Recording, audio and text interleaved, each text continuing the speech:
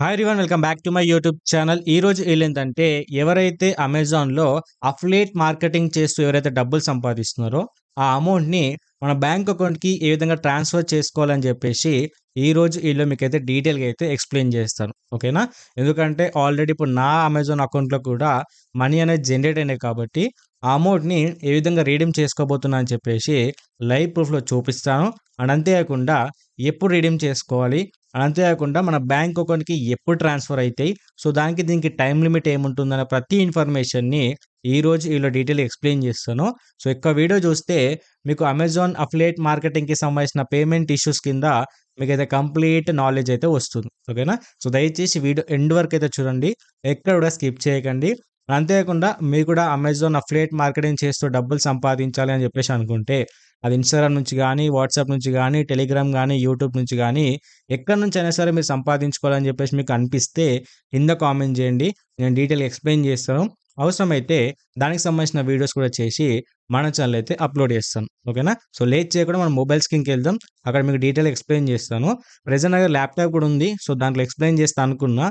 But ఏందంటే చాలా మంది దగ్గర మొబైల్సే ఉంటాయి కాబట్టి, సో, వాళ్ళకి కన్వీనియంట్‌గా ఉండడానికి కోసం నేను మొబైల్‌లోనే ఎక్స్‌ప్లెయిన్ చేస్తున్నా. ఓకేనా? బట్ గుర్తుపెట్టుకోండి, వీడియోని లైక్ చేయడం మాత్రం మర్చిపోకండి. మీ సపోర్ట్ ఉంటేనే ఇంకా మోర్ వీడియోస్ మీ ముందుకైతే తీసుకురావడానికి నాకు సపోర్ట్ అయితే దొరుకుతుంది ఫ్రెండ్స్. ఓకేనా? సో, ఇక్కడ మీరేం జేయాలంటే మీ మొబైల్‌లో క్రోమ్ అప్లికేషన్ అయితే ఓపెన్ చేసుకోండి. నేనిప్పుడు చెప్పే ప్రతి ఇన్ఫర్మేషన్ గూడా జాగ్రత్తగా వినండి ఇప్పటి నుంచి. ఓకేనా? ఇక్కడేందంటే మీరు సెర్చ్ బార్‌లో అమెజాన్ డాట్ ఇన్ అని చెప్పేసి సెర్చ్ చేయండి. లేకపోతే డైరెక్ట్ ఇక్కడ అమెజాన్ ఉంది గదా! సో, డైరెక్ట్ అమెజాన్ మీద క్లిక్ చేస్తే డైరెక్ట్ అమెజాన్‌కైతే తీసుకెళ్తుంది. ఓకేనా? ఇక గుర్తుపెట్టుకోండి, మీరు దేన్నైతే మెయిల్ ఐడీ చూజ్ చేసుకొని అమెజాన్ అకౌంట్ క్రియేట్ చేసుకున్నారో అంటే అఫిలియేట్ అకౌంటో, ఆ మెయిల్ ఐడీతోనే మీరు లాగిన్ అవ్వాల్సి ఉంటుంది. ఓకేనా? సో, లాగిన్ అయిన తర్వాత మీకు ఈ విధమైన ఇంటర్‌ఫేస్ అయితే వస్తుంది. సో, ఎవరైతే అఫిలియేట్ మార్కెటింగ్ అయితే ఉందో వాళ్ళకి మాత్రమే ఇక్కడ పైన కనిపిస్తుంది గదా! అమెజాన్ అసోసియేట్ అని జెప్పేసి అంతేకాకుండా ఇక్కడ మనకు హెల్ప్ పక్కన ఎర్నింగ్స్ అని జెప్పేసి ఉంది గదా! వాళ్ళకి మాత్రమే కనిపిస్తుంది. ఓకేనా? ఇప్పుడు మనం ఏం జేయాలంటే ఇక్కడ ఎర్నింగ్స్ అని ఆప్షన్ ఉంది గదా! ఈ ఆప్షన్ మీద అయితే క్లిక్ చేసుకోవాలి. ఓకేనా? క్లిక్ చేసుకుంటే ఏందంటే కంప్లీట్‌గా అమెజాన్ అఫిలియేట్‌కి సంబంధించిన డాష్‌బోర్డ్‌కి అయితే తీసుకెళ్తుంది. అక్కడ మనకు కంప్లీట్ ఇన్ఫర్మేషన్ అయితే ఉంటుంది. ఓకేనా? సో, ఇక్కడ లోడింగ్ అవుతుంది. సో, ఇక్కడ చూసుకోవచ్చు నా ఎర్నింగ్స్ అన్నీ కూడా ఇక్కడ డీటెయిల్‌గా అయితే చూపిస్తుంది. ఇక్కడ చూసుకోవచ్చు నాకు ఎవ్రీ డే క్లిక్స్ వచ్చేసి 1200+ క్లిక్స్ వస్తున్నాయి. అండ్ ఆర్డర్స్ వచ్చేసి 6 ఉన్నాయి. అంతేకాకుండా షిప్డ్ ఐటెమ్స్ వచ్చేసి 6 అయితే ఉన్నాయి. ఓకేనా? కిందొచ్చేసి ఏ ఆర్డర్ తీసుకున్నారు, దానికి ఎంత అమౌంట్ జనరేట్ అయింది, సో, అన్ని డీటెయిల్స్ అనేవి కనిపిస్తాయి. ఓకేనా? సో, ఇక్కడ ఇప్పుడు నాకేందంటే టోటల్ ఎర్నింగ్స్ అనిపిస్తుంది ₹129 అని చెప్పేసి మీకు జూమ్ చేసి చూపిస్తాను. ఈ అమౌంట్ అనేది జనరేట్ అయ్యింది. బట్ ఏందంటే నాకు బ్యాంక్ ట్రాన్స్‌ఫర్ చేసుకోవడానికి యాడ్ అవ్వలేదు. ఓకేనా? సో, ఇప్పుడు అమౌంట్ అనేవి జనరేట్ అయినాయి. సో, అవి ఎక్కడ యాడ్ అవుతాయి? అవన్నీ కూడా మనం ఎక్కడ చెక్ చేసుకోవాలి? ఎక్కడ మనకు అమౌంట్ అనేది రిడీమ్ చేసుకోవడానికి ప్రెజెంట్ అవైలబుల్ ఉన్నాయని చెప్పేసి మీ అందరికీ ఒక డౌట్ వస్తది కదా!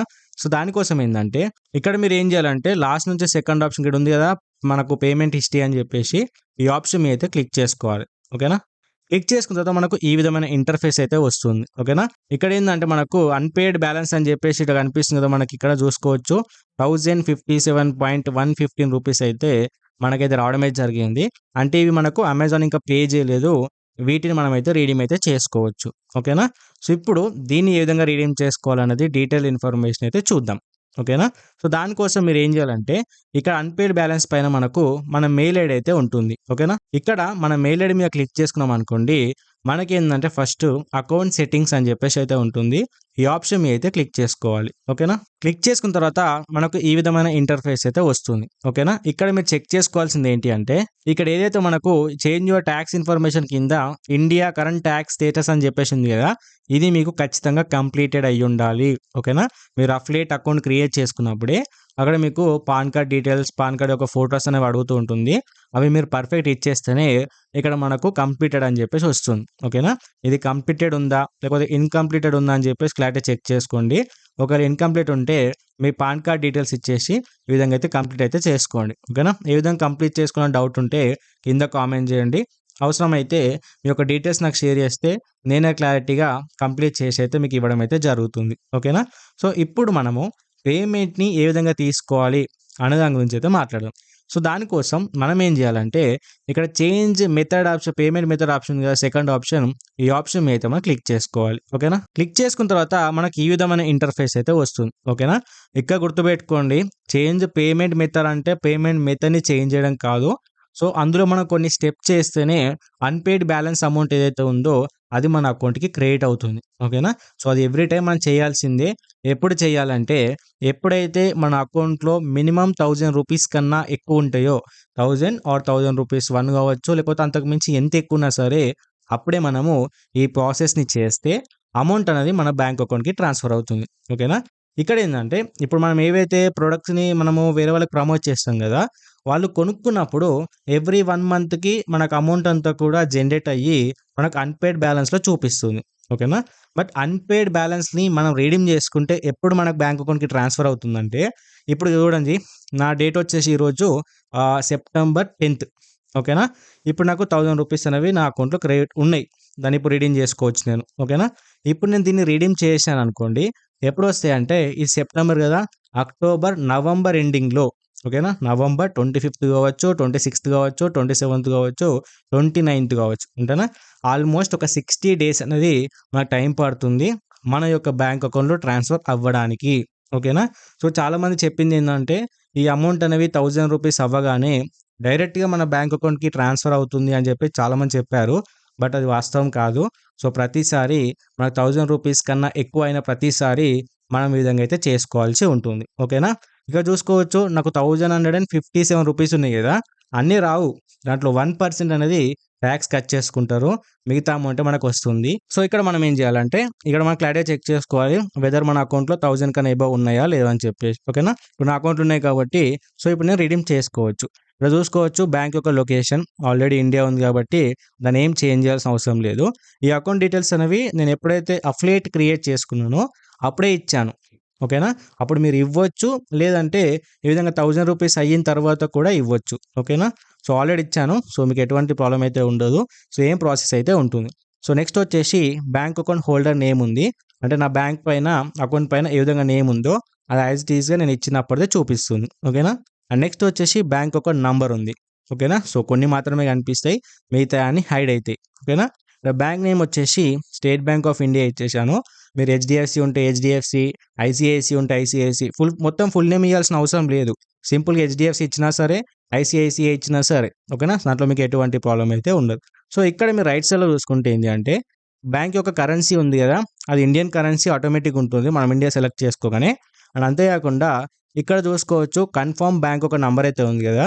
ఇక్కడ ఆల్రెడీ ఏ బ్యాంక్ ఒక నంబర్ అయితే ఇక్కడ ఉందో దాన్ని ఇక్కడ ఎంటర్ చేసుకోవాలి. ఓకేనా? అండ్ అంతేకాకుండా కింద ఐఎఫ్‌సి కోడ్ ఆటోమేటిక్‌గా వచ్చింది, ఎందుకంటే ప్రీవియస్‌గా ఇచ్చాను కాబట్టి. ఇఫ్ ఇన్ కేస్ మీరు ఇయ్యకపోతే మీ బ్యాంక్ బుక్‌లో ఉంటుంది, కంప్లీట్‌గా డీటెయిల్‌గా అయితే ఎంటర్ చేయండి. ఓకేనా? ఇక్కడేందంటే అన్నీ కూడా ఎంటర్ చేసినవి ఉన్నాయి.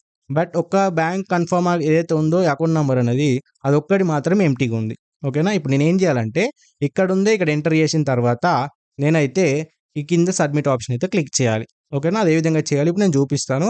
ఫస్ట్ అయితే నేను బ్యాంక్ అకౌంట్ నంబర్ అయితే ఎంటర్ చేస్తాను. సో, ఇక్కడ గైస్ మీరు ఈ విధంగా బ్యాంక్ అకౌంట్ నంబర్ ఎంటర్ చేసిన తర్వాత కొన్ని టైమ్స్‌లో డైరెక్ట్ వచ్చేస్తుంది. కొన్ని టైమ్స్‌లో ఏందంటే ఈ విధంగా రెడ్ కలర్ వస్తుంది. ఎందుకంటే ఈడ కింద ఐఎఫ్‌సి కోడ్ గాని, మన బ్యాంక్ అకౌంట్ నంబర్ గాని, అంతేకాకుండా మన యొక్క నేమ్ గాని ప్రతీది కూడా పోతుంది. ఎందుకంటే మనం అమౌంట్ అనేది ట్రాన్స్‌ఫర్ చేసుకున్న ప్రతిసారి కూడా, ఓకేనా, ప్రతిసారి కూడా ఎంటర్ చేయాల్సి ఉంటుంది. అది రీసెంట్‌గా వచ్చిన అప్డేట్. బట్ ప్రీవియస్‌గా వేరే క్రియేటర్స్ యొక్క ఇన్ఫర్మేషన్ బట్టి ఏందంటే, ఓన్లీ మనకు కన్ఫర్మేషన్ నంబర్ అనేది ఎంటర్ చేస్తే మన ప్రాసెస్ అయితే అయిపోతుండే. ఓకేనా? సో, ఇప్పుడేందంటే మిగతా డీటెయిల్స్ అన్నీ కూడా మళ్ళీ మనం ఎంటర్ అయితే చేయాలి. అవన్నీ కూడా నేను ఇప్పుడైతే ఎంటర్ అయితే చేస్తాను. ఓకేనా? సో, ఇక్కడ గైస్ మీరు క్లారిటీగా చెక్ చేసుకుంటే నా యొక్క బ్యాంక్ డీటెయిల్స్ అనేవి మళ్ళీ కంప్లీట్‌గా ఎంటర్ అయితే చేశాను. ఓకేనా? మీరు కూడా కంప్లీట్‌గా ఎంటర్ అయితే చేసుకోండి. ఓకేనా? ఎంటర్ చేసుకున్న తర్వాత గైస్ మీరు నెక్స్ట్ చేయాల్సింది ఏందంటే, ఇక్కడ కింద కనిపిస్తుంది కదా, for US tax purpose are you a US person అని చెప్పేసి అడుగుతుంది. అంటే మీరు యూఎస్ సిటిజనా అని చెప్పేసి అడుగుతుంది. మనం కాదు కాబట్టి, మనం ఇండియన్స్ కాబట్టి మనం నో అని సెలెక్ట్ చేసుకోవాలి. ఇఫ్ ఇన్ కేస్ మనం యూఎస్ సిటిజన్ అయ్యి ఉంటే యెస్ అని సెలెక్ట్ చేసుకోవాలి. ఓకేనా? మనం ఇండియన్స్ కాబట్టి నో అని ఆప్షన్ సెలెక్ట్ చేసుకున్న తర్వాత మీరు ఏం చేయాల్సిన అవసరం లేదు. డైరెక్ట్‌గా కింద సబ్మిట్ ఆప్షన్ ఉంది కదా, ఈ ఆప్షన్ మీద అయితే క్లిక్ చేయండి. డైరెక్ట్‌గా మనకు బ్యాంక్ అకౌంట్‌కి సంబంధించిన ఇన్ఫర్మేషన్‌తోని ఒక మెయిల్ వస్తుంది. ఆ మెయిల్‌లో దీన్ని కంప్లీట్‌గా మనం సెట్ చేసుకున్నట్టు ఇన్ఫర్మేషన్ అయితే ఉంటుంది. అది జస్ట్ మీరు చెక్ చేసుకొని పెట్టుకోండి. అవసరమైతే ఆ మెయిల్‌కి సంబంధించిన డీటెయిల్స్ కూడా నేను పెట్టడానికి ట్రై చేస్తాను. బికాజ్ బ్యాంక్‌కి సంబంధించి కాబట్టి కొంచెం రిస్ట్రిక్షన్ వచ్చే ఛాయిస్ ఉంటుంది కాబట్టి ఒకసారి నేను చెక్ చేస్తాను. కంప్లీట్ డీటెయిల్స్ ఎలా ఉంటాయి ఏంటి అని చెప్పేసి.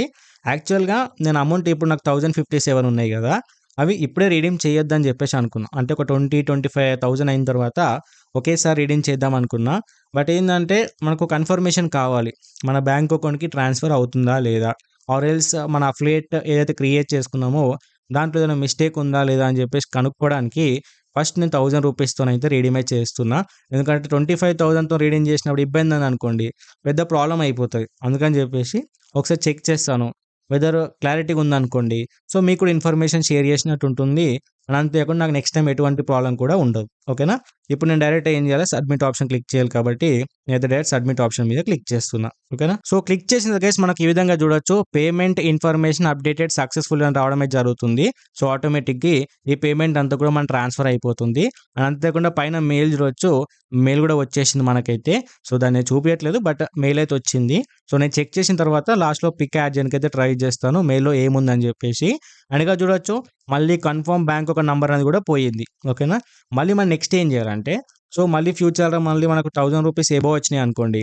అప్పుడేం చేయాలి మళ్ళీ సేమ్ ఇదే ప్లేస్‌కొచ్చేసి మళ్ళీ ఎంటర్ చేసేసి ఇక్కడ యూఎస్ పర్సన్ ఉంది కదా! ఇక్కడ నో అని సెలెక్ట్ చేసుకొని మళ్ళీ సబ్మిట్ చేసుకోవాలి. ఓకేనా? ఆ విధంగా ప్రతిసారి మనకు 1000 ఎబోవ్ అండ్ ఎంతున్నా సరే అప్పుడైతే మనమైతే రిడీమ్ చేసుకోవస్తది. బట్ ప్రతి రూ. 1000 కన్నా ఒక 4, 5,000 అట్లా వచ్చినప్పుడు మీరు రిడీమ్ చేసుకుంటే బెటర్ అని చెప్పేసి నేను అనుకుంటున్నా. ఓకేనా? సో, అయితే గుర్తుపెట్టుకోండి ఏ విధంగా చేయాలని చెప్పేసి. సో, మెయిల్ గురించి నేను లాస్ట్‌లో పిక్ యాడ్ చేయడానికి ట్రై చేస్తాను. అండ్ గుర్తుపెట్టుకోండి ఎవరికైనా సరే ఈ ఇన్ఫర్మేషన్ వీడియో మీకు యూజ్‌ఫుల్ అయిందనిపిస్తే ఈ వీడియో లైక్ చేసి మా ఛానెల్‌ని సబ్స్క్రైబ్ చేసుకోండి. అండ్ యూట్యూబ్‌కి సంబంధించిన ఇన్ఫర్మేషన్ గానీ, అఫిలియేట్ మార్కెటింగ్ సంబంధించిన ఇన్ఫర్మేషన్ గానీ, ఎలా ఈజీగా డబ్బులు సంపాదించుకోవాలనే ఇన్ఫర్మేషన్ గురించి డౌట్ ఉంటే కింద కామెంట్ చేయండి. సో, డెఫినిట్‌గా మీకు హెల్ప్ చేస్తాను. దానికి సంబంధించిన వీడియోస్ కూడా తీసుకొస్తాను. ఇది డెఫినిట్‌గా మన ఛానెల్ అయితే ఫాలో అయిపోండి. ఓకేనా?